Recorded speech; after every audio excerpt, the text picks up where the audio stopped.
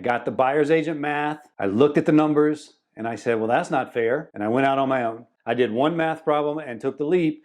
And what happened next was I learned a valuable lesson. I'm going to run the math for you real quick. We're going to assume a $400,000 average price on house. Okay, we're also going to assume that you're doing one side of the deal so that you're doing 3%. Cut me some slack. We're going to use this just for math's sake. 400K average price on the home. 3% is our commission on that deal. Hey, that's about $12,000. On a 50-50 split, $6,000 coming to the agent. $7,200 if you got a 60-40 split. So significant difference. That's a big difference. And let's compound that. Let's say you do 30 deals a year. So at 50-50 split, 30 deals based on the math we've already done, 180K. That's a great living. You're at 216 at 60-40. Boy, does that give you an argument to kind of raise that split up a little bit. Now, if you're an 80-20 split on these numbers, $288,000. So between a 50-50 split and an 80-20 split being on your own, there's over $100,000 difference. I looked at those numbers, I said, it's got to happen now. And I jumped. And then I got out in the world and I found problems that I had not addressed that caused me a lot of financial loss, a lot of stress. My work time went up, my effort went up, my lessons went up, but my income did not. And so if I had to go back and do it again, I would say this.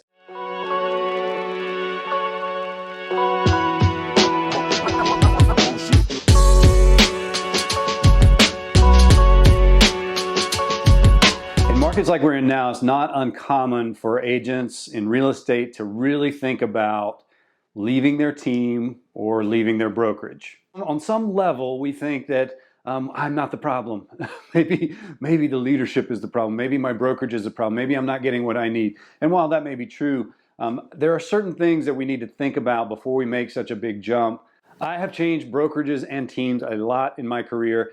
And what I want to tell you today are 7 things you need to consider before making that monumental leap into a new brokerage or going solo out from underneath the team. The first thing that I really like people to start with is identify the actual reason you're leaving or that you want to leave. Is it support? Is it leadership? Is it the dynamic has changed? Is it the money?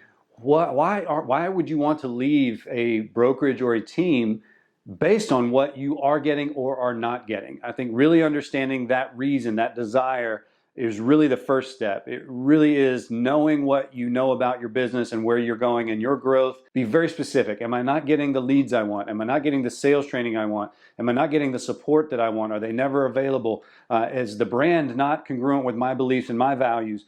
What is it that is creating the disconnect for your reason to leave? That would be step 1. The next thing I think that is very, very important is once you've identified those things that you may not be getting at your current brokerage or in your current team, is to go do some research. Who out there might solve the challenges that you're facing? Are there other teams out there that are really checking the boxes that you need checked? Are there other brokerages? But I really think that doing research at this point is vital in saying, are my challenges, are my gaps solved by another team or another brokerage in the market? Or are my challenges and my gaps just things that I have to fulfill and I have to overcome on my own? Understanding the problem is one thing, but you really want to understand, where does the solution to that problem lie?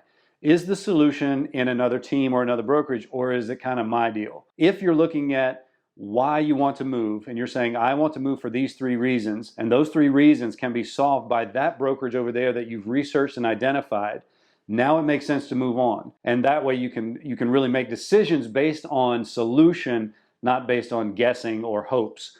You really want to be a solution-based decision. So part 2 is really find people out there, find companies, teams, brokerages out there that are really solving the problems you have. Part 3 is where we get legal and trying to stay legal. So you've already identified your gaps, your problems, your challenges. You've identified a few places that may solve those problems. And now you really want to say, okay, now it makes sense for me to strongly consider a move, but I've got to review the contract and the agreement I signed with the team leader and with the brokerage that allows me to understand the transition. Now, here's what I want you to know.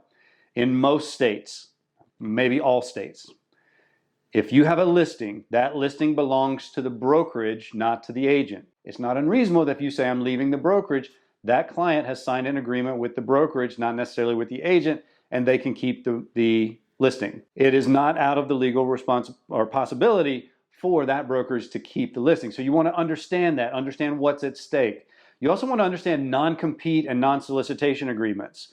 These are very important. If I'm on a team and they're giving me leads, how do I navigate contacting those leads? Can I contact those leads? Can I take my leads with me?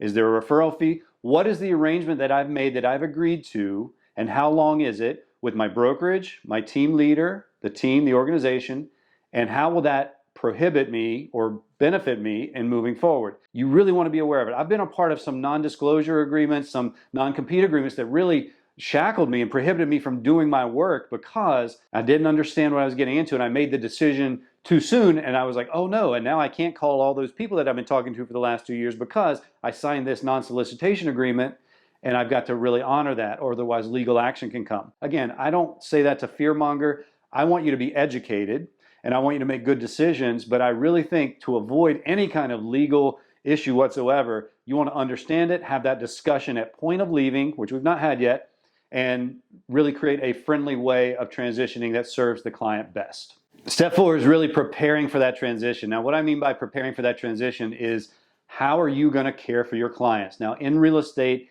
there are 3 parts of every business: lead generation, sales, and fulfillment. Fulfillment will be kind of contract to close and beyond. So you really want to say, how am I going to care for my clients? Now that you're moving out of the brokerage that had all these systems in place, if you go to a new brokerage, you may find new systems, which you'll have to learn and ramp up on those. If you're leaving the team, you'll have to provide those systems. So how are we going to care for our clients? What makes the easiest transition possible? So you really want to have that transition strategy in place. Have it mapped out, have a timeline. You can use Trello, you can use an actual timeline, a notebook paper, it doesn't matter, but this is where you want to plan what that looks like, what needs to be in place before you announce that you're leaving. And I'll explain why that's important in the next step. Okay, now we're all the way through at step or tip number 5, whatever you want to call it. And this is the point where we actually communicate our decision. So we've been through the first 4. We've decided that our interests are best suited elsewhere. We've created a transition strategy. We've got the systems in place, the structure in place to care for our clients. And now is when we want to communicate our decision to our team leader, our broker in charge, our clients, everyone else in the business world. Here's why we wait until step 5 to do that. If you do that when you're researching, it's not outside of the realm of possibility for the person you're talking to say, you know what, we don't need to wait until you get it figured out. We can just go ahead and go now, and you're free to go. And that's too soon for you. You haven't planned it out. So we want to really have our decisions and our reasons anchored in such a way that we communicate clearly, respectfully to the broker in charge, the team leader, whoever it is. We want to communicate that very clearly to them, which means we have to have it thought out. So here's how you do that. 1, don't avoid it. Don't do it via text. Don't do it via phone call. Request an in-person meeting. And if they say, I don't have time, say, this regards my future with the team or with the brokerage. They should then make time, and they can say, well, why don't you just call me now? Hey, fine. You've offered an in-person. Now they're saying, just call me. No problem. But you really want to communicate respectfully to them. Now, here's what you don't do in this conversation, is you don't tell them everything they did wrong. If they ask, you can offer feedback. Do it politely, but don't tell them everything they did wrong. Simply coming from an angle of, I'm on a mode of business growth, and I find that my interests are best suited at a different company, and I've enjoyed the growth I've experienced with this team or this brokerage up till now, and I wish you all the luck, and anything that I can do to support you moving forward, you have it, but I need to take my business over here so that I can reach my goals better, right? So you're not downplaying what they've got and what they're building and what they're doing, even though it may not be great. You're not downplaying that. You're simply saying, thank you for the growth and getting me to this point, and I'm now going to take it from here and move on. And that's really how you foster that respectful, constructive, but decisive decision. And here's what I also want to relay. When you go into this conversation, if you have not decided, it will be a debate and it will be a trial, meaning there will be some convincing. If you go into this conversation saying, my decision is made and I'm here just to communicate the closure, that's really what you want to happen, because you don't want to go into this conversation being iffy. You want to be, I'm 100% sure I'm leaving the company, I'm leaving the team, and here's how I would like this to go down, and I want to be respectful and honest, but I want to know that this decision is not for debate or discussion. The process is up for debate or discussion, meaning the way in which I transition, I'm happy to have input based on your perspective, but I've already decided to leave. You want to communicate that this is not a decision conversation. The decision has been made. This is a transition conversation. That's very important. Now, how do you communicate that with your clients? It really is, once you have the conversation with the person who's in charge and you decide how it moves forward with the clients, communicating immediately with the clients, here's what's going on. I want to assure you we are working together. My old team leader, the brokerage, the broker, whatever, we're working together. You're going to be cared for. My number is still your point of contact. You want to communicate you confidently with the client that things will be fine. Things are going to go as usual. They're not going to notice anything, but in fairness and integrity and transparency, you want to communicate what's going on. You know, they may see another logo on the sign or the business card, but the process will be the same. So that's part 5, is where you really communicate with those who need to know your decision is made. Here's what we're doing. Reassure them everything will be handled, and that's how you move forward. The next part is part 6, but it's really kind of like 5A, right? So once you leave your team or your brokerage, it's important to keep good relationships, meaning there was no drama, there was no animosity, there was no hatred, hopefully not, but maybe there was. But you really want to say, okay, I want to keep relationship with my former team leader, broker in charge, other agents, because real estate is a very small world, especially in smaller markets. I live in a small to medium-sized city, and it really is small. People know each other. They know what goes down. The gossip mill just kind of churns, if you will. But if you are in integrity, communicate in a high manner, and you try to keep the client's best interest at heart, there'll be none of that going on, and you can really say, okay, I want to do what's right, so I want to keep relationship with everyone that I've been doing business with, and that just makes things easier move forward when you're moving forward. Because I had these conversations, I followed these steps, and I'm glad I did, because now some of them are my good friends. I see them at restaurants, and we shake hands, and we hug, and we do all the things that you would want to do in good professional relationships, but it has to be intentional. Keeping those relationships positive is a vital step. And step 7, tip 7, whatever it is, here's where I think people can hesitate a little bit. They get really comfortable. Their vision is clear, the decision is made, the communication probably has been done, but it really is now about charging forward. I see a lot of people, out of respect, they don't really operate at their highest potential because they don't want the place they left to think, oh, who do they think they are? Look at them doing their thing. And I really want to encourage you that once the decision is made, it's been effectively communicated, you've identified the transition strategy with everyone that needs to be involved, now is your time to jump. Go all in. Do your thing. Make the video. Say the thing. Make the calls, right? Now's not the time to say, oh, I'm going to give it 3 months and then I'm really going to go for it. Don't do that. Don't do that. Jump in with your vision, feet first. Go all in on it. The reason for that is the longer you wait, the more awkward it can become. If there's a 90-day lag period between you leaving the team and you showing up as a solo agent, you've lost 90 days. And that's everything in real estate, because that 90 days turns into 120 days really quick, which turns into 150 days even faster.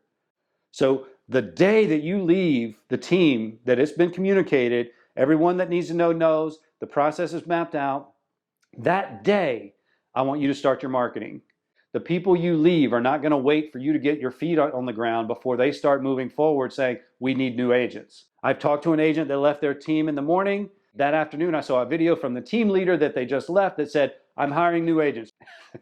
And so you really want to commit to saying, as soon as I've communicated this information to the people that need to know, I'm not going to hold back. I'm going to do things ethically. I'm going to do things in integrity. I'm not going to say anything bad about where I left. I'm only going to face forward. And I'm only going to say great things about where I'm going. But start that immediately. That is the best advice I can give you for step 7, is really jump, jump, jump. Go all in on you and your vision and what you want and create it. And in conclusion, you won't believe what just happened. My microphones died and I had to wait about 3 hours before I charged them back up. So my point in saying that is that things happen and it's okay. It's going to be fine. I still have on the same shirt. It's still the same day. It's going to be fine. And it will be fine in your real estate business. If you leave your team and you do go through a proper process, meaning I normally don't like things that are like a process, like in order. But in this case, I've done it so many times. I believe these 7 things done in order create the least amount of stress. They create a smooth transition. They salvage a lot of relationships. They save you money. In fact, they make you more money if you do them in order. But it is a big deal to leave where you're at and embark on your own or in a new venture or new direction.